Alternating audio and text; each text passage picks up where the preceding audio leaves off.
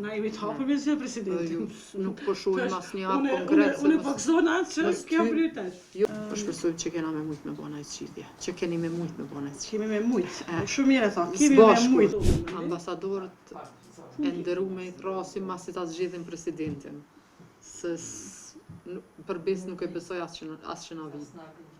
Do të thonë çështja e stabilitetit institucional është gati kusht për socialin hap edhe në integrim evropian. Kështu që unë po shpresoj shumë që na kemi me mujt me. Na jemi të hapur me zë presidentin. Unë besoj që është prioritet mbi prioritete, sepse edhe na tash kur po e planifikojmë punën, në fakt asnjëri prej nesh nuk jemi të sigurt sepse po e dim gërshin që ka ndodhur në muajin e kaluar, po e dim që Kuvendi i Republikës së Kosovës ka qenë aktiv prej dhjetorit e vitit 2024, do të thonë ky është një farë lloj shqetësimi, kështu që nëse na nuk kemi hapa konkret drejt asaj se sa do të jetë gjatësia e kësaj legjislature, unë konsideroj që kam frikë në fakt. Kam frikë që duket jo serioze edhe ftesa nga ana jonë.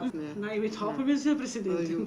Nuk po shohim asnjë hap konkret. Unë po gëzona që kjo prioritet. Po shpresoj që kena me mujt me bona zgjidhje. Që keni me mujt me bona zgjidhje. Kemi me mujt.